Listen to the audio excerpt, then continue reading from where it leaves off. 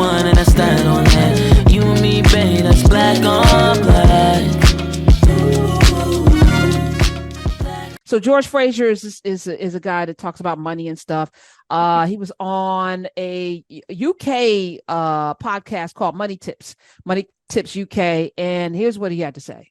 Black and beautiful means nothing unless you're black and powerful. Let's just get that straight. You cannot be black and proud and too, okay? That white folks are planning for 3 generations and we're planning for Saturday night, right? Because whole brothers and sisters is to win, not to look like we're winning. I would rather carry a plastic bag with $5,000 in it than to carry a $5,000 Louis Vuitton bag with $100 in it. Louis Vuitton winning, Nike is winning, Gucci is winning, Armani is winning. You ain't winning. We are the consumption class. They are the merchant class. They make stuff, we buy stuff. It is interesting to me that the rich stay rich by pretending to be poor, and the poor stay poor by pretending to be rich. And all the statistics tell us this. The Institute of Studies, April 2017, the Economic State of Black America said, and I give you the final quote from that 300-page study, which no Negro read, that by 2053, 10 years after the majority becomes the minority, if nothing changes among African Americans, household median wealth will be 0. In effect, we will have worked our way into a second slavery. Try to operate in a market-based economy and a democratic capitalistic society without money. Let's see how that works for you.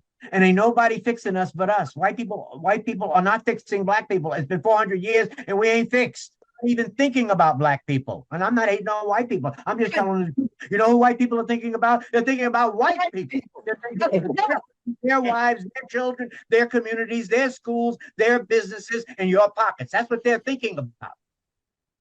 Okay, George Fraser. Absolutely. Amen. Come on and pass the plate. Yes. He's the founder and CEO of FraserNet. I've actually interviewed him early, like when first year on the airwaves. I've had George Fraser on the show. I probably should have him back on as not for any reason other than oversight, for the most part, oversight on my part. But I was thinking about you today, somebody who, created a tradition from your dad, passed down generations, this tradition of healing. And, I just think about the support, how you get supported and the expectations that people have when they interact with us, in business. And It's interesting, even doing the global majority of having, just would lower the price. Do you tell Louis Vuitton to lower the price? There's no more value. Louis Vuitton's not more valuable. The material's not better than what I'm putting out. So why? Well, they don't have sales. Have Tiffany's, that kind of store like that at that level where they think is very valuable. There are no sales.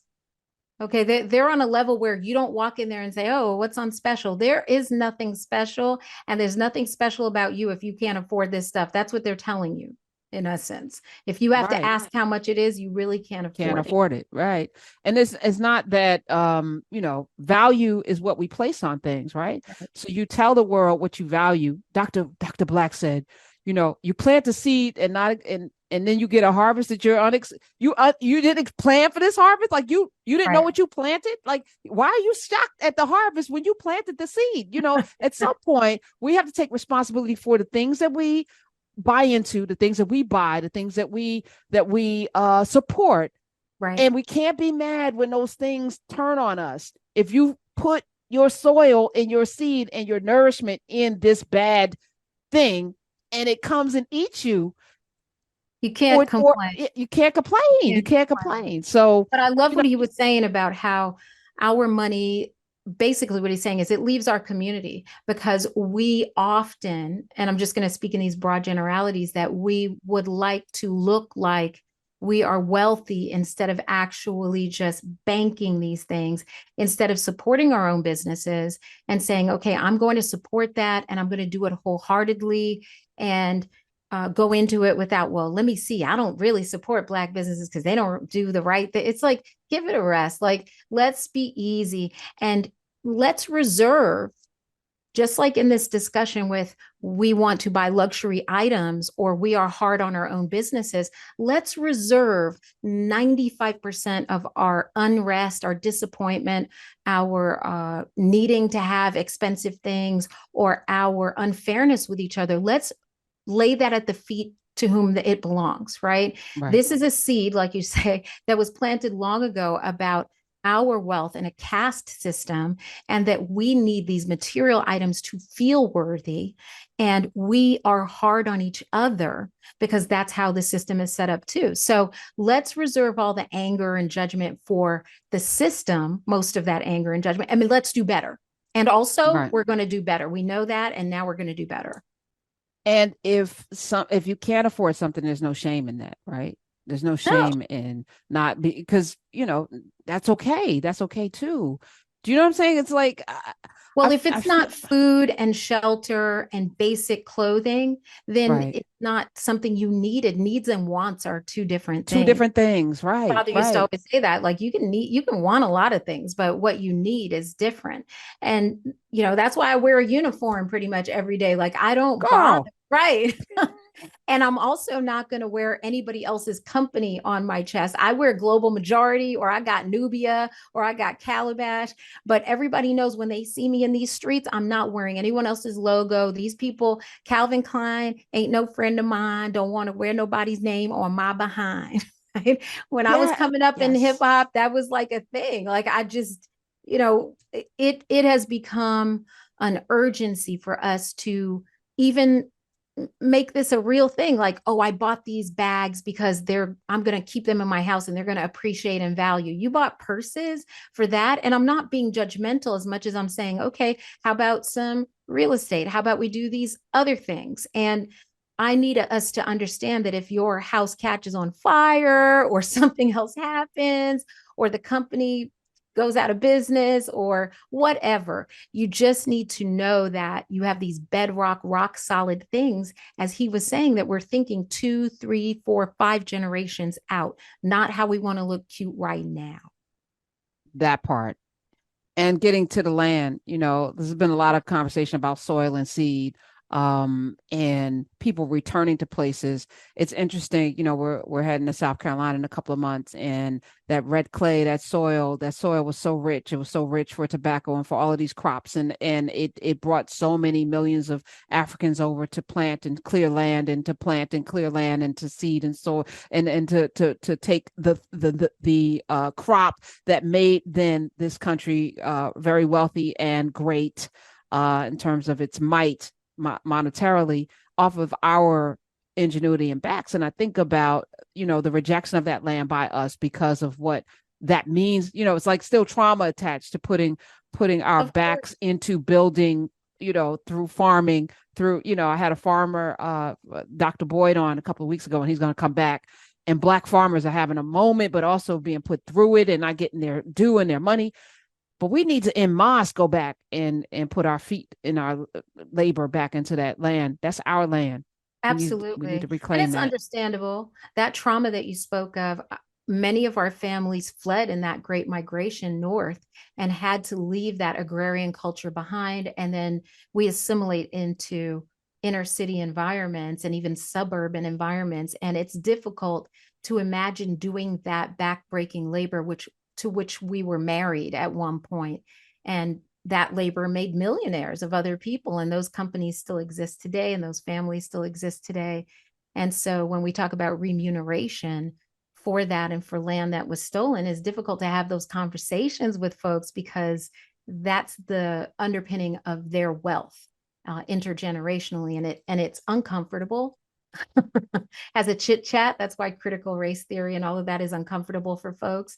But ultimately, our divorce from the land, our forced exodus, really, right? Biblical exodus has separated us from herbal information, from our medicines, from our indigenous food ways, because many of us have that Native American mix in, or our families were integrated into those cultures and learned those things, right? So we get separated from it, and then we get sick.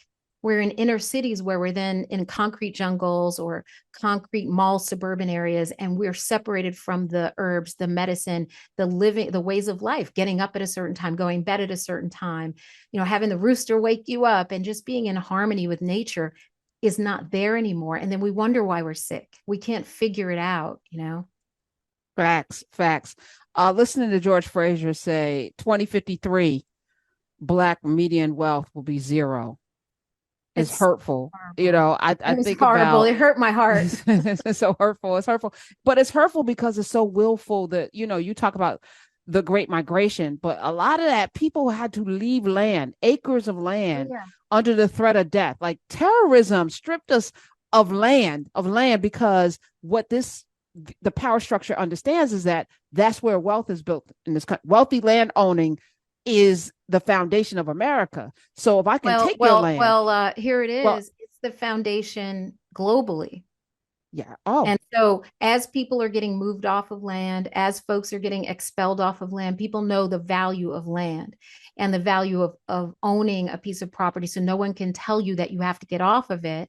So if it's what you consider your homeland, or if it's what you consider, we need to stretch out of these borders and boundaries, then we see what happens is that oppressed people get forcibly moved out of areas so that other folks can claim property and land to become more wealthy. So not just America, right, Professor Hunter? This is a global concern. I didn't realize that that it was. I mean, but if you think about it, we're in the middle of some situations right now in the Middle East that are all about land. Land.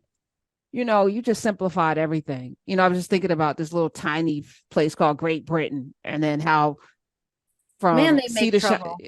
Oh my goodness, over land, like planted a flag everywhere. Rome, planted flags everywhere. Got to have a flag everywhere. Got to have ownership of this land and the people on it. It's so crazy when there's enough land for everybody.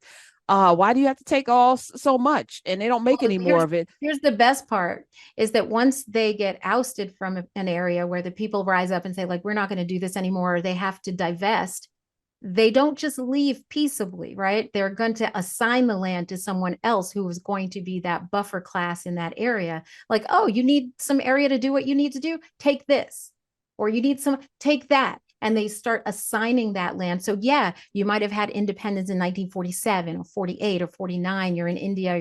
We're going to divide the country and then create warring factions because we're going to influence you based on the land. So this is West Africa, India, Middle East, like anywhere you name. This is like, if you're speaking about Great Britain specifically, this is out of their playbook. This is what they do. Dr. Sunyatta is here, Dr. Sunyatta Amin. And as you're laying this out, I'm always asking this question: how are they able to do this though? Like, did you get in a room and decide this is, and then who got to execute this master plan, and why was it so effective? Like, just like, well, just like boardrooms in the United States, it was decided in rooms. It was decided in rooms in Rome and other places. Like, it was decided that this is what we're going to do and how we got to carve up the planet and make things happen. And especially if you have, and as someone of Caribbean descent, right, like we see this in the Caribbean, right, that if you decide that you're going to work together, because all of these families at that time, if we're talking about Great Britain and their world domination, where the sun never set on the British Empire, right, that they're all cousins, right? So if you're German cousin and you're Russian cousin and your Italian cousin and the Spanish cousin, like they really all related. Like they had these internal wars, but they really are related. So if they decided, okay, we have to actually get together and decide what we're going to do and how we're carving things up, it does happen. So yes, just like boardrooms, people decide. And I love what is it Professor Fraser was saying? Dr. Fraser was saying is that we buy into the idea of what is valuable. And when people come to me, for example, they are saying, oh, goodness gracious, I now realize that my health was valuable. Like I had all these other value systems ahead of that, but money can't buy life. And now I see that I have cancer, I have this going on, or I can't walk well, or I have inflammation all over my body, or I have cysts or tumors or whatever. And then it's like, I would give anything. I would pay any amount of money to not have this problem. And the reality is that our separation from our indigenous ways causes us to be in these situations because we don't have preventative measures. And I know this, I'm just following me through that this is part of living in a very capitalist society, is that the emphasis on health is just not there. The emphasis on getting your worker through the day and through a lifetime, and actuarian sitting down and saying, well, this person will live this amount of time, and then you hire someone else or whatever. And this comes from our factories. It goes before that to indentured servitude and slavery. Like, how long can you work a person and not feed them well, and see if you could just get another person to replace that body? So we have to understand what is valuable. If we go to our job and it's a job, not a place where you're valued and taken care of, we have to understand that if you die today, they'll replace you tomorrow. Like they have a book that says you've got this much time and they'll be all right. So we have to take care of ourselves, and we have to get back to the land, and we have to reconnect with plants. We have to be in nature. We have to own land. And it may seem like country thing to do, like, oh, they're in the country. Get in the country. Get in the country. Dr. Alman is here. The number is 866-801-8255. It is Wellness Wednesday. Yes. Wellness takes many forms on the Karen Hunter Show.